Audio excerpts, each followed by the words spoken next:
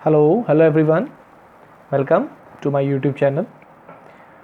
तो बच्चों, मैं आज जो आपके सामने टॉपिक डिस्कस करूंगा वो होगा कोऑर्डिनेशन कंपाउंड का Werner theory. Okay, coordination compound की वर्नर थ्योरी के बारे में आज हम लोग यहाँ पर बात करेंगे। तो वर्नर थ्योरी सबसे पहली थ्योरी थी regarding coordination compound. Werner was the first जिन्होंने कोऑर्डिनेशन कंपाउंड के बारे में हमको इंफॉर्मेशन दी और कोऑर्डिनेशन कंपाउंड प्रिपेयर किया। तो अकॉर्डिंग टू वर्नर के अकॉर्डिंग कुछ पॉइंट्स हैं जो हमें ध्यान रखने हैं और फिर इन पॉइंट्स को हम लोग क्या करेंगे, क्वेश्चंस के ऊपर अप्लाई करेंगे। ठीक है, तो जैसे कि यहाँ पर आपको दिख सक रहा होगा कि मैंने यहाँ पर कुछ पॉइंट्स लिखे हुए हैं कि मेन पॉस्टुलेट क्या था कि जो कोऑर्डिनेशन कंपाउंड्स होते हैं, कोऑर्डिनेशन कंपाउंड्स के अंदर जो सेंट्रल मेटल एटम होती है उसकी दो तरह की वैलेंसीज होती हैं। Okay, there are two type of valencies of central metal atom in coordination compound. और प्राइमरी वैलेंसी और सेकेंडरी वैलेंसी हम उनको नाम देते हैं। प्राइमरी वैलेंसी जो होती है वो आयनाइजेबल होती है और सेटिस्फाइड की जाती है नेगेटिव आयंस के थ्रू। अभी मैं जब इसको क्वेश्चंस पे अप्लाई करूंगा तो आपको ये सारे पॉइंट्स क्लियर हो जाएंगे।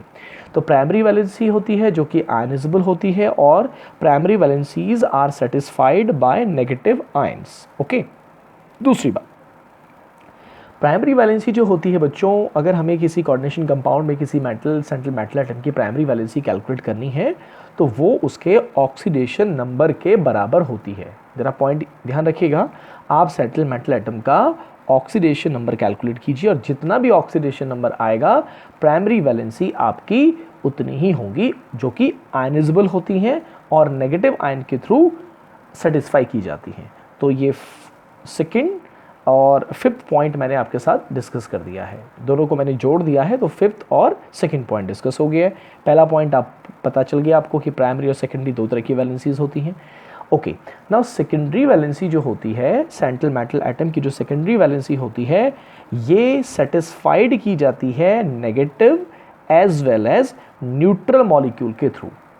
ओके, नेगेटिव और न्यूट्रल मॉलिक्यूल दोनों टाइप के मॉलिक्यूल्स सेकेंडरी वैलेंसीज को सेटिस्फाई करते हैं। ठीक है, और सेकेंडरी वैलेंसी किसके बराबर होती है? सेकेंडरी वैलेंसी कोऑर्डिनेशन नंबर, जो सेंट्रल मेटल एटम का कोऑर्डिनेशन नंबर होता है। कोऑर्डिनेशन नंबर मींस कि टोटल कितने coordinate bond central metal atom के साथ कोऑर्डिनेशन कंपाउंड में बने हुए हैं, वो उसका कोऑर्डिनेशन नंबर कहलाता है। टोटल कितने कोऑर्डिनेट बॉन्ड वहाँ पर वो फॉर्म कर रहा है लिगेंड के साथ, दैट इज कोऑर्डिनेशन नंबर, और वही सेंट्रल मेटल एटम की सेकेंडरी वैलेंसी भी कहलाती है। सेकेंडरी वैलेंसी आयनाइजेबल नहीं होती है और फिक्स होती है। सेकेंडरी वैलेंसी आयनाइजेबल नहीं होती है और फिक्स होती है। जैसे हम कहते हैं कि कोबाल्ट, अगर हम बात करते हैं तो कोबाल्ट की जो सेकेंडरी वैलेंसी होती है, it is always fix to 6, यानी कि कोबाल्ट हमेशा क्या करता है, 6 कोऑर्डिनेट बॉन्ड फॉर्म करता है। तो उसकी सेकेंडरी वैलेंसी क्या होगी? 6 होगी, जो कि आयनाइजेबल नहीं होगी। Got it my point? और ये सेकेंडरी वैलेंसी किसके थ्रू सेटिस्फाइड की जाती है? नेगेटिव और न्यूट्रल मॉलिक्यूल के थ्रू। अभी ये बात भी आपको क्लियर हो जाएगी कि मैं कह रहा हूँ कि primary valency satisfied by negative ion, इसका क्या मतलब है? क्या secondary valency are satisfied by neutral और नेगेटिव आयन, दोनों के थ्रू ये सेटिस्फाई की जा सकती है? ये सारी चीज़ें आपको जब मैं यहाँ पर क्वेश्चन एक्सप्लेन करूँगा तो आपको क्लियर हो जाएगी। सेकेंडरी वैलेंसी जो होती है बच्चों सेंट्रल मेटल एटम की, ये आपकी फिक्स होती हैं और डायरेक्शनल इन नेचर होती हैं। अब डायरेक्शनल इन नेचर का क्या मतलब है? डायरेक्शनल नेचर का मतलब है कि they have a some specified direction, जबकि प्राइमरी वैलेंसी की कोई डायरेक्शन नहीं होती है। कहीं पर भी प्राइमरी वैलेंसी को आप लगा सकते हैं, फिट कर सकते हैं सेंट्रल मेटल एटम के साथ, उसकी कोई डायरेक्शन नहीं है। जबकि सेकेंडरी वैलेंसी की एक प्रॉपर डायरेक्शन होती है। ठीक है, और वो प्रॉपर डायरेक्शन ही, सेकेंडरी वैलेंसी की जो प्रॉपर डायरेक्शन है, वही आपके कोऑर्डिनेशन कंपाउंड की शेप को, स्ट्रक्चर को डिसाइड करता है। ठीक। तो नेट शेल हमने क्या सीख लिया, नेट शेल में हमने सीख लिया कि कोऑर्डिनेशन कंपाउंड की दो तरह की वैलेंसी होती हैं, एक प्राइमरी दूसरी सेकेंडरी। प्राइमरी वैलेंसी आयनाइजेबल होती है और सेटिस्फाइड की जाती है नेगेटिव आयन के थ्रू। प्राइमरी वैलेंसी अगर आपको निकालनी है तो वो सेंट्रल मेटल एटम का जितना भी ऑक्सीडेशन नंबर होता है उसके बराबर होती हैं, और प्राइमरी वैलेंसी फिक्स नहीं होती है, इनकी कोई डायरेक्शन नहीं होती है और ये फिक्स भी नहीं होती है। Secondary valency central metal atom की ये सेटिस्फाइड की जाती है neutral as well as negative ion के थ्रू, और इनका नंबर फिक्स होता है सेकेंडरी वैलेंसीज का, और ये कितना होता है, जितना सेंट्रल मेटल एटम का कोऑर्डिनेशन नंबर होता है उतनी ही आपकी सेकेंडरी वैलेंसी होती है सेंट्रल मेटल एटम की। सेकेंडरी वैलेंसीज की एक प्रॉपर डायरेक्शन होती है और इनका नंबर फिक्स होता है, और प्रॉपर डायरेक्शन होने की वजह से ही आपके कोऑर्डिनेशन कंपाउंड को कोई शेप या स्ट्रक्चर मिलता है। ओके, अब देखिए मैं ये क्वेश्चन यहाँ पर आपको एक्सप्लेन कर रहा हूँ तो आपको क्लियर हो जाएगा। सपोज ये हमारे पास एक कोऑर्डिनेशन कंपाउंड लिखा हुआ है, ठीक है, CO central metal atom cobalt, 4 ammonia है, 2 क्लोरीन है और 1 क्लोरीन बाहर है। अब अगर मैं यहाँ पर इसका ऑक्सीडेशन नंबर निकालने लगूँ, कोबाल्ट का ऑक्सीडेशन नंबर निकालने लगूँ तो वो +3 आएगा, 3 आएगा। इसका हमने X ले लिया, अमोनिया न्यूट्रल लिगेंड होता है, तो यहाँ पर आप क्या कर सकते हैं, X + 4 × 0, जैसे कि आपको ऑक्सीडेशन में निकालना आता होगा। अगर हम इसका निकालें तो यहाँ पर ये X हो जाएगा, इसका 4 ammonia as a neutral ligand 4 × 0 हो जाएगा। क्लोरीन आपका नेगेटिव लिगेंड होता है, 2 × -1 हो जाएगा, और बाहर जो क्लोरीन है इसका ऑक्सीडेशन नंबर भी -1 हो जाएगा। इक्वल टू हम 0 रखेंगे, चार्ज इसके ऊपर कुछ नहीं है तो इक्वल टू 0 रख दिया। यहाँ से अगर आप इसे सॉल्व करते हैं तो आपको ऑक्सीडेशन स्टेट 3 मिलता है। तो अगर ऑक्सीडेशन स्टेट 3 मिलता है तो कोबाल्ट का यहाँ पर अगर हम कहें आपसे कि what will be the primary valency of cobalt, तो your answer will be 3, because oxidation number जो है वो 3 है, तो प्राइमरी वैलेंसी भी इसकी 3 होगी। सेकेंडरी वैलेंसी की अगर बात करते हैं तो आपको कोबाल्ट में 4 अमोनिया, 1 अमोनिया जो है जिसे हम अमाइन यहाँ पर कहते हैं वो एक कोऑर्डिनेट बॉन्ड बनाता है, तो 4 कोऑर्डिनेट बॉन्ड बनाएंगे। एक Cl एक कोऑर्डिनेट बॉन्ड बनाएगा तो 2 Cl 2 कोऑर्डिनेट बॉन्ड, तो in this sense total 6 coordinate bond ये कोबाल्ट के साथ यहाँ पर बनेंगे। तो इसका सेकेंडरी वैलेंसी कितनी हो जाएगी बच्चों, 6 सेकेंडरी वैलेंसी हो जाएगी 6। तो प्राइमरी वैलेंसी 3 है और सेकेंडरी वैलेंसी 6 है। क्लियर है। अब देखिए जो चीज़ हम जानते हैं, जो चीज़ इस coordination sphere, this is called coordination sphere and this is called counter ion, या आयनाइजेबल स्फीयर भी इसे कहते हैं, काउंटर आयन भी इसे कहते हैं। जो ब्रैकेट के बाहर होता है वो चीज़ आयनाइजेबल होती है, क्लियर है, और जो ब्रैकेट कोऑर्डिनेशन स्फीयर के अंदर है ये आयनाइजेबल नहीं होती है। तो अगर हम इसको आयनाइज करने लगें तो ये आयनाइज होने पर आपको Cl नेगेटिव आयन प्रोड्यूस करेगा। ओके, यानी कि यहाँ पर हम जो कन्फ्यूज़न होता है वो यहीं पर होता है, ज़रा ध्यान से समझिएगा। हमने ऊपर लिखा हुआ है कि जो प्राइमरी वैलेंसी होती हैं वो आयनाइजेबल होती हैं, और यहाँ पर बहुत सारे स्टूडेंट ये बात गलत करते हैं कि अगर हम इसको आयनाइज करने लगें तो वो कहेंगे कि अगर पूछा जाएगी भाई इसकी प्राइमरी वैलेंसी कितनी है तो वो कहेंगे 1 क्यों, कन्फ्यूज़न वाइज 1 क्यों कह देते हैं स्टूडेंट्स, क्योंकि ब्रैकेट के बाहर 1 एक क्लोरीन आपको नज़र आ रहा है और आयनाइज यही क्लोरीन होगा। लेकिन क्योंकि इसका ऑक्सीडेशन स्टेट 3 है, यानी कि इसकी प्राइमरी वैलेंसी 3 है और प्राइमरी वैलेंसी आयनाइजेबल होती है, तो उसके हिसाब से तो यहाँ पर 3 क्लोरीन होने चाहिए थे, क्योंकि प्राइमरी वैलेंसी अगर 3 है तो 3 आयनाइजेबल चीज़ें होनी चाहिए, यानी कि ब्रैकेट के बाहर 3 क्लोरीन होनी चाहिए। लेकिन अगर आप ब्रैकेट के बाहर 3 क्लोरीन रख देंगे तो हमारा अंदर का जो कोऑर्डिनेशन नंबर है कोबाल्ट का वो 6 ना आकर 4 आएगा। ठीक है, तो फिर कहाँ पर बात अटक जाती है उसको समझने की यहाँ पे आपको ज़रूरत है। तो देखिए बेटे, आयनाइजेबल Cl यहाँ पर एक है जो ब्रैकेट के बाहर है, there is only 1 ionizable chlorine, but the primary valency is 3। What does it mean, क्या मतलब है इसका? ये मतलब हुआ बच्चे कि जो क्लोरीन आपको ब्रैकेट के अंदर नज़र आ रहा है, ब्रैकेट के अंदर नज़र आ रहा है, ये chlorine secondary as well as primary valency दोनों के साथ डुअल कैरेक्टर रखता है, यानी कि इस क्लोरीन का डुअल कैरेक्टर है। ये सेकेंडरी वैलेंसी में भी कंट्रीब्यूट करेगा और प्राइमरी वैलेंसी में भी कंट्रीब्यूट करेगा। अगर ये 2 क्लोरीन इस क्लोरीन के साथ प्राइमरी वैलेंसी में कंट्रीब्यूट करेंगे तभी जाकर हमारी प्राइमरी वैलेंसी क्या होगी, 3 होगी। समझ गए मेरी बात को?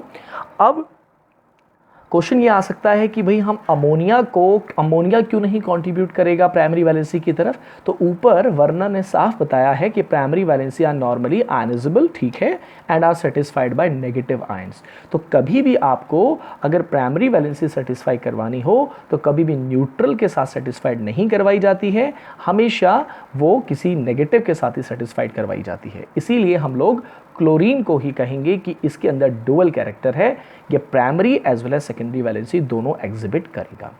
तो कंफ्यूजन नहीं होना चाहिए। मैं फिर एक बार आपको फिर दोबारा क्लियर कर दूं, अगर आपसे पूछा जाए कि इस कंपाउंड के अंदर सेकेंडरी वैलेंसी कितनी है तो आप कहेंगे सेकेंडरी वैलेंसी 6 है, क्योंकि कोऑर्डिनेशन नंबर 6 है। दूसरा, अगर आपसे कहा जाए कि इसमें प्राइमरी वैलेंसीज कितनी है तो आपका आंसर होगा 3, क्योंकि यहाँ पर कोबाल्ट का ऑक्सीडेशन स्टेट 3 है। अगर आपसे पूछा जाए कि इसमें कितने आयनाइजेबल क्लोरीन हैं तो आपका आंसर होगा 1 आयनाइजेबल क्लोरीन है जो ब्रैकेट के बाहर है। लेकिन जो ये क्लोरीन अंदर आपको ब्रैकेट के अंदर नज़र आ रहा है, ये डुअल कैरेक्टर एग्जिबिट करता है। ये सेकेंडरी वैलेंसी में भी कंट्रीब्यूट करेगा और प्राइमरी वैलेंसी में भी कंट्रीब्यूट करेगा। लेकिन आयनाइजेबिलिटी की जहाँ तक बात होगी वहाँ पर केवल एक क्लोरीन ही आयनाइजेबल होगा। अब हो क्या सकता है कि ये क्लोरीन अंदर आ जाए और ये वाला क्लोरीन बाहर चला जाए। समझ रहे मेरी बात को? अगर ये सेकेंडरी वैलेंसी में कंट्रीब्यूट करेगा तो क्या हो सकता है कि ये क्लोरीन अंदर आ जाए और यहाँ से एक क्लोरीन बाहर चला जाए, लेकिन तब भी आयनाइज होने पर आपको एक ही क्लोराइड आयन मिलने वाला है। तो बिल्कुल कंफ्यूज नहीं होना है। प्राइमरी वैलेंसी का कि बहुत सारे स्टूडेंट ये समझते हैं कि जो प्राइमरी वैलेंसी है वो जो बाहर आपको कोऑर्डिनेशन स्फीयर के बाहर जो आपको नेगेटिव स्पीशीज़ नज़र आती हैं वो होता है। ऐसा ज़रूरी नहीं है, ऐसा ज़रूरी नहीं है। जैसे कि यहाँ पर भी आपको ये बात क्लियर हो रही होगी कि आयनाइजेबल क्लोरीन यहाँ पर एक है, क्योंकि यही आयनाइज होगा, अंदर वाले क्लोरीन आयनाइज नहीं होंगे। ओके, अगर अंदर वाला क्लोरीन बाहर आता है तो इस वाले क्लोरीन को अंदर जाना होगा, क्योंकि टोटल प्राइमरी वैलेंसी हम लोग 3 बोल रहे हैं। तो यहाँ पर प्राइमरी वैलेंसी ज़रूर 3 है, लेकिन आयनाइजेबिलिटी जो है वो केवल एक क्लोरीन की है। ओके, अब देखिए बच्चों, अगर मैं जो पीछे हमने कंपाउंड अभी आपको बताया, वो कंपाउंड का अगर मैं पानी में डिज़ोल्व करूं तो मैंने जैसे आपको बताया कि ये जो बाहर वाला क्लोरीन है यही आयनाइज होगा और क्या आपको प्रोडक्ट देगा, एक कॉम्प्लेक्स आयन मिलेगा CONH3 पॉजिटिव और Cl नेगेटिव। तो out of 3 chlorine there is only 1 chlorine which is ionizable, which is outside the coordination sphere. But it doesn't mean कि इसकी प्राइमरी वैलेंसी 1 है, नहीं, इसकी प्राइमरी वैलेंसी 3 है। इट मीन्स दैट ये chlorine क्या हो सकते हैं, एक्सचेंज हो सकते हैं टोटल। क्लियर है? तो आयन कितने बनेंगे, 2 बनेंगे। ठीक, अब ये देखो यहाँ पे लिखा हुआ भी है कि ये जो क्लोरीन है, these chlorine satisfied both primary and secondary valencies. Clear हो गया? इसका मतलब they can exchange their position outside and inside the sphere, but ammonia can not do so, because ammonia कभी भी, क्योंकि न्यूट्रल मॉलिक्यूल है, वो कभी भी प्राइमरी वैलेंसी को सेटिस्फाई नहीं करेगा।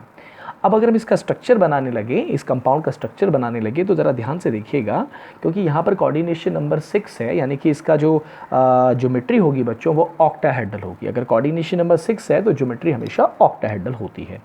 तो ये हमने एक ऑक्टाहेड्रल बताया, अमोनिया बनाए हैं।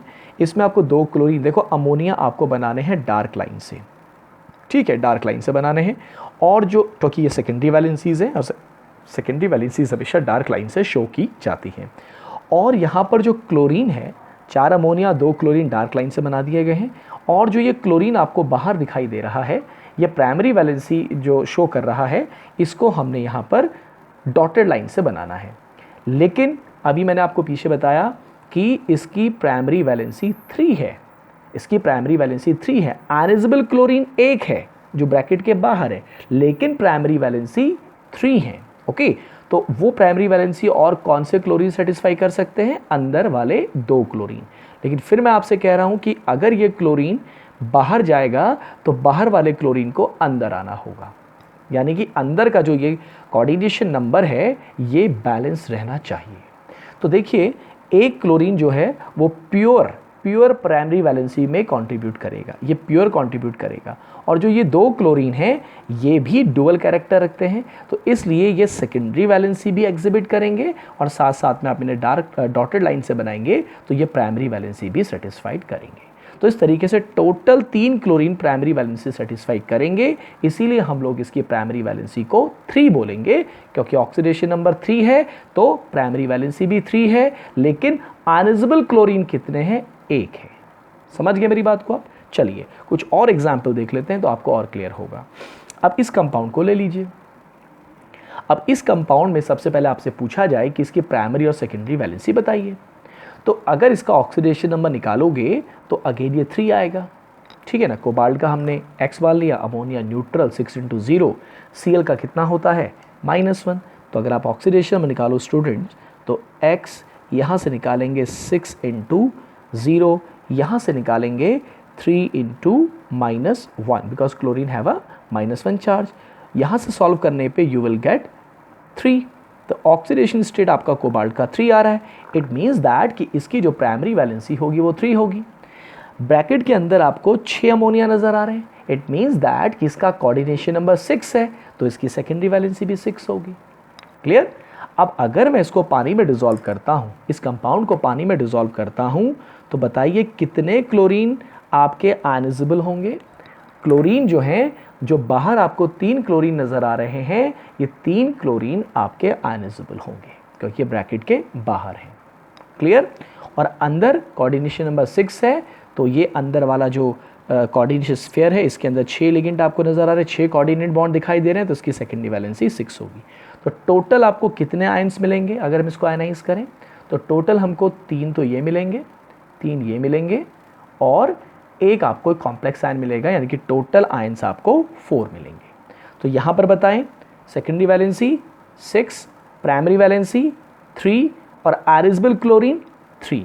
इट इज़ अ कोइंसिडेंट कि प्राइमरी वैलेंसी भी आपकी 3 आ गई है और आयनाइजेबल क्लोरीन भी 3 आ गए हैं। लेकिन ज़्यादातर स्टूडेंट इसी बात से कंफ्यूज होते हैं, उनको लगता है कि जो ब्रैकेट के बाहर है वही आपकी प्राइमरी वैलेंसी है, लेकिन ऐसा नहीं होता है, ऐसा नहीं है। जो ब्रैकेट के बाहर है वो आयनाइजेबल पार्ट को शो करता है, ठीक है।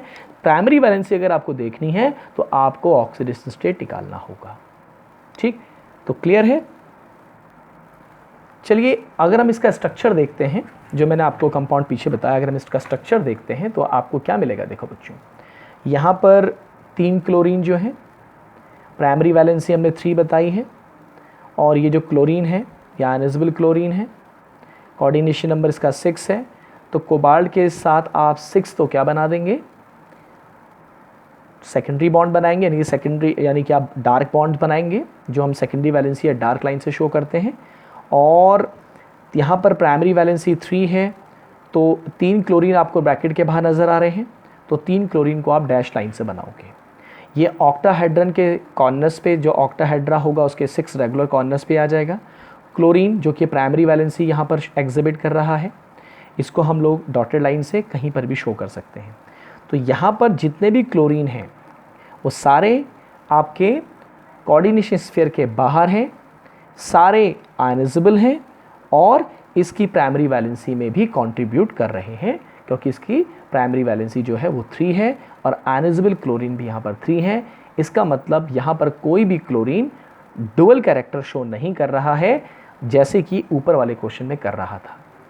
बाहर आयनाइजेबल क्लोरीन 1, लेकिन ये दो क्लोरीन भी प्राइमरी वैलेंसी में कंट्रीब्यूट करेंगे, क्योंकि कोबाल्ट की प्राइमरी वैलेंसी 3 होगी, क्योंकि इसका ऑक्सीडेशन स्टेट 3 होगा। तो oxidation state primary valency 3, secondary valency 6 and ionizable chlorine 1। यहाँ पर क्या है? Primary valency 3, secondary valency 6 and ionizable chlorine 3, because 3 are outside the bracket.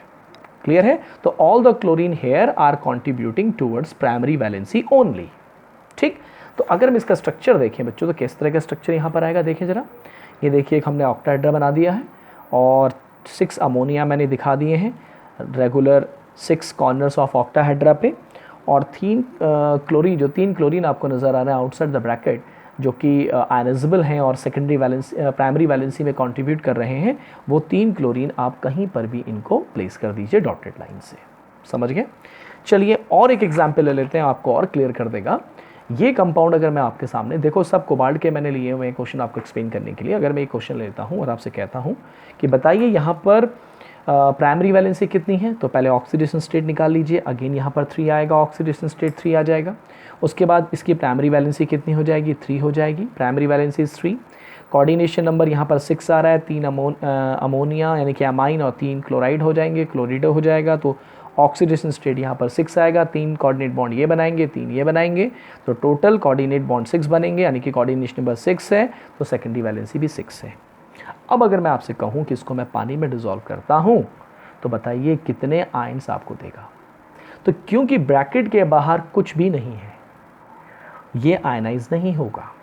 Bracket के अंदर वाली चीज़ आयनाइज नहीं होती है, तो ये आयनाइज नहीं होगा। ठीक, अब इसकी प्राइमरी वैलेंसी कितनी है, तो फिर अगेन यहाँ पर कन्फ्यूज़न नहीं होना चाहिए कि सर आप कह रहे हैं कि प्राइमरी वैलेंसी तो इसकी 3 है, तो ब्रैकेट के बाहर तो कुछ है ही नहीं। ऐसा नहीं होता है। ब्रैकेट के जो बाहर है वो प्राइमरी वैलेंसी को रिप्रेजेंट नहीं करता है, वो आयनाइजेशन पार्ट को रिप्रेजेंट करता है। क्लियर है? ओके, तो प्राइमरी वैलेंसी 3, सेकेंडरी वैलेंसी 6, पानी में डिसॉल्व करेंगे तो यहाँ पर कोई इसका आयनाइजेशन नहीं होगा। अब सेकेंडरी वैलेंसी क्योंकि यहाँ पे 6 आ रही है, तो देखो 6 हो गया, और प्राइमरी वैलेंसी को आप 3 कह रहे हैं, इसका मतलब ये क्लोरीन क्या है, इसके मतलब ये क्लोरीन, क्योंकि प्राइमरी वैलेंसी 3 है, आयनाइजेबल कुछ नहीं है क्योंकि सब ब्रैकेट के अंदर है, इसका मतलब ये क्लोरीन जो है ये डुअल कैरेक्टर रखता है। समझ गए मेरी बात को? डुअल कैरेक्टर कैसे? क्योंकि ब्रैकेट के अंदर है, तो ये सेकेंडरी वैलेंसी में कंट्रीब्यूट करेगा, और क्योंकि प्राइमरी वैलेंसी 3 है तो ये प्राइमरी वैलेंसी में भी कंट्रीब्यूट करेगा। वो अलग बात है कि आयनाइजेबल नहीं है, लेकिन डुअल कैरेक्टर इसके अंदर है, सेकेंडरी वाला भी और प्राइमरी वाला भी। अगर क्लोरीन बाहर होता तो वो आयनाइजेबल होता। तो जितने भी आपको नेगेटिव स्पीशीज, न्यूट्रल नहीं नेगेटिव स्पीशीज अंदर नजर आएंगी, उनके अंदर डुअल कैरेक्टर हो सकता है। जैसे यहाँ पर तीनों क्लोरीन के अंदर डुअल कैरेक्टर है। ये हमें कैसे पता चल रहा है डुअल कैरेक्टर है? मैं दोबारा बता रहा हूँ, क्योंकि इसकी प्राइमरी वैलेंसी 3 है और primary valencies are satisfied by negative ions.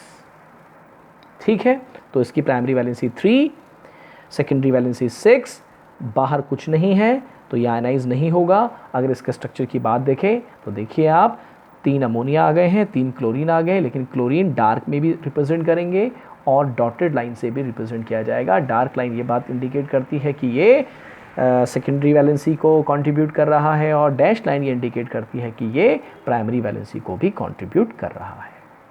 Got it my point? लेते हैं, अब आपको और क्लियर हो जाना चाहिए। और यहाँ से देखिए क्वेश्चन ये है कि हमारे पास एक कंपाउंड है COCl3 6 अमोनिया, आपने इसमें AgNO3 मिलाया और AgNO3 मिलाने पर ये आपको AgCl देता है, और AgCl कितने मिलते हैं आपको? 3 मोल्स मिलते हैं। तो आपसे पूछ लिया इसका फॉर्मूला क्या होगा, इसका प्राइमरी वैलेंसी क्या होगी, इसकी सेकेंडरी वैलेंसी क्या होगी। तो सबसे पहले तो हम लोग देखिए, क्योंकि यहाँ पर आपको 3 मोल ऑफ AgCl मिल रहा है, तो इसका मतलब ये हो गया कि जो यहाँ पर आपको 3 क्लोरीन नज़र आ रहे हैं कि तीनों ही आयनाइजेबल हैं, क्योंकि AgCl तभी पॉसिबल है जब Ag जो है वो आयनाइज क्लोराइड के साथ Ag और Cl, AgCl बनेगा। तो ये तभी पॉसिबल है जब क्लोरीन आयनाइजेबल हो और Cl नेगेटिव आयन प्रोड्यूस करता हो। तो क्लोरीन आयनाइजेबल तभी होगा जब वो कोऑर्डिनेशन स्फीयर के बाहर होगा। तो there are 3 chlorine and we are getting 3 mole of AgCl। इसका मतलब क्लोरीन कहाँ होंगे? कोऑर्डिनेशन स्फीयर के बाहर होंगे। अब अंदर 6 अमोनिया, कोबाल्ट 6 अमोनिया, देखिए कोऑर्डिनेशन नंबर 6 होगा यहाँ पे, यानी कि कोऑर्डिनेशन नंबर 6 होगा तो सेकेंडरी वैलेंसी 6 होंगी। ठीक है, ऑक्सीडेशन स्टेट अगर आप निकालोगे इसका, तो ऑक्सीडेशन स्टेट यहाँ पर या यहाँ पर कहीं पर भी निकाल लो, +3 आएगा। तो इसका प्राइमरी वैलेंसी 3 होगी क्योंकि इसका ऑक्सीडेशन स्टेट 3 है। कोऑर्डिनेशन नंबर 6 है तो इसकी सेकेंडरी वैलेंसी 6 होगी। ठीक है, अब आपसे पूछा जाए कि कितने आयंस प्रोड्यूस करेगा, बताओ ये कितना आयंस प्रोड्यूस करेगा। तो इसको अगर हम आयनाइज करते हैं तो आयनाइज करने पर ये 3Cl नेगेटिव और 3 पॉजिटिव ये प्रोड्यूस करेगा, यानी कि CONH3 whole 6 3 positive plus 3Cl negative. तो टोटल कितना आयंस प्रोड्यूस करेगा? 4। क्लियर होगी मेरी बात? तो ये सारे क्लोरीन जो बाहर नजर आ रहे हैं ये प्राइमरी वैलेंसी में कंट्रीब्यूट कर रहे हैं। ठीक है, ओके। नेक्स्ट क्वेश्चन देखो बच्चों, ये है क्वेश्चन आपका COCl3 4 अमोनिया AgNO3 मिलाया और आपको 1 मोल AgCl मिल रहा है। इसका मतलब कोऑर्डिनेशन स्फीयर के बाहर out of 3 chlorine there is only 1 chlorine outside the bracket. Coordination sphere के बाहर एक ही क्लोरीन है, वही आयनाइज होगा। तभी आपको AgCl का 1 मोल मिलेगा। तो अंदर क्या होगा, कोऑर्डिनेशन स्फीयर के अंदर क्या होंगे, 4 अमोनिया और 2 क्लोरीन, यानी कि टोटल 6। कोबाल्ट का कोऑर्डिनेशन बस 6 रहता है, फिक्स रहता है, ये मैंने पीछे भी आपको बोला है। तो ये हो जाएगा, this is the structure formula you can say. Primary valency निकालनी है, ऑक्सीडेशन स्टेट निकाल लीजिए, तो ऑक्सीडेशन स्टेट 3 आएगी। सेकेंडरी वैलेंसी निकालनी है, कोऑर्डिनेशन नंबर देख लीजिए, तो कोऑर्डिनेशन नंबर 6 है, 4 अमोनिया Cl2, तो कोऑर्डिनेशन नंबर 6, तो secondary valency 6, primary valency 3। Ionizable chlorine 1, ionizable chlorine 1 because bracket के बाहर 1 क्लोरीन है, तो आयनिजेबल क्लोरीन 1। ठीक है, इसका मतलब क्या हुआ, फिर अगेन वही बात आ गई, इसका मतलब ये हुआ कि जो ये क्लोरीन है इसके अंदर डुअल कैरेक्टर है, क्योंकि प्राइमरी वैलेंसी 3 बता रहा है और हमारे बाहर क्लोरीन 1 है, आयनिजेबिलिटी 1 है, लेकिन प्राइमरी वैलेंसी 3 बता रहा है। इसका मतलब ये जो 2 क्लोरीन है ये डुअल कैरेक्टर भी रखते हैं, तभी तो टोटल 3 आएगा। ठीक है ना, लेकिन फिर वही बात कह रहा हूं कि ये बाहर निकलेगा तो 1 क्लोरीन को अंदर आना होगा, यानी कि अंदर आपको कोऑर्डिनेशन नंबर 6 क्या रखना है, बैलेंस रखना है। तो अगर एक बाहर जाएगा तो दूसरा ये अंदर आएगा, तो इस तरीके से हमेशा ब्रैकेट के बाहर 1 ही क्लोरीन रहेगा। ठीक है ना, यानी कि आयनिजेबल क्लोरीन 1 ही रहेगा, लेकिन प्राइमरी वैलेंसी 3 हो सकती है। ये क्लोरीन अपनी पोजीशंस को अदला बदली कर सकते हैं। तो टोटलिटी में 3 क्लोरीन प्राइमरी वैलेंसी की तरफ कंट्रीब्यूट करेंगे, जिसमें ये प्योर प्राइमरी वैलेंसी को कंट्रीब्यूट करेगा, और ये क्लोरीन जो होगा ये क्लोरीन आपका क्या करेगा, डुअल कैरेक्टर रखेगा। ठीक है, चलिए अब इसको ले लेते हैं, PtCl4 2 अमोनिया AgNO3 मिलाया और AgCl का कोई भी मोल यहाँ पर प्रोड्यूस नहीं हो रहा है। अब आपसे पूछा जाएगा क्या फॉर्मूला होगा, तो क्योंकि AgCl का कोई भी मोल यहाँ पे प्रोड्यूस नहीं हो रहा है, इट मीन्स दैट कि कोऑर्डिनेशन स्फीयर के बाहर क्लोरीन नहीं होगा। कोई भी क्लोरीन, इन 4 क्लोरीन में से कोई भी क्लोरीन आपके पास क्या नहीं है, ये यहाँ पर बेटे ये Cl2 होना चाहिए, it is not Cl4, it is Cl2। तो ये जो 2 क्लोरीन आपको यहाँ पे दिखाई दे रहे हैं, दोनों में से कोई भी यहाँ पर आयनिजेबल नहीं है, क्योंकि हमें कोई भी AgCl मोल नहीं मिल रहा है। तो Pt 2 अमोनिया NH3 Cl2 बाहर कुछ नहीं है, यानी कि इस कंपाउंड में कोई भी क्लोरीन आयनिजेबल नहीं है। अब यहाँ से अगर आप इसका ऑक्सीडेशन स्टेट निकालते हैं तो वो +2 आता है, यानी कि इसकी प्राइमरी वैलेंसी कितनी आएगी, 2 आएगी। देख सकते हैं निकाल के आप, इससे निकाल लो, यहाँ से निकाल लो, ये x हो गया 2 × 0, 2 × -1 = 0 रख दोगे, तो इसकी प्राइमरी वैलेंसी कितनी आएगी, 2 आएगी। सेकेंडरी वैलेंसी कितनी आएगी, 2 × 4, कोऑर्डिनेशन नंबर 4 हो गया, तो यहाँ पर प्राइमरी सेकेंडरी वैलेंसी 4 आ जाएगी और प्राइमरी वैलेंसी 2 आ जाएगी। आयनिजेबल क्लोरीन कितने इसके अंदर, कोई नहीं है, लेकिन क्योंकि प्राइमरी वैलेंसी 2 है, इसका मतलब ये 2 क्लोरीन नेगेटिव वाले, न्यूट्रल वाला नहीं, नेगेटिव वाले को देखना है, ये 2 क्लोरीन जो हैं, ये 2 क्लोरीन डुअल कैरेक्टर रखते हैं। बोलो आया समझ में आपको, ठीक है ना, आया समझ में सबको। तो यहाँ पर ये ही थी वर्नर थ्योरी की 2 वैलेंसीज होती हैं, प्राइमरी होती है, सेकेंडरी होती है। प्राइमरी वैलेंसी ऑक्सीडेशन नंबर के बराबर होती है, सेकेंडरी वैलेंसी कोऑर्डिनेशन नंबर के बराबर होती है। जो चीज़ें ब्रैकेट के बाहर होती हैं वो आयनिजेबल होती हैं, ब्रैकेट के अंदर वाली चीज़ आयनिजेबल नहीं होती है।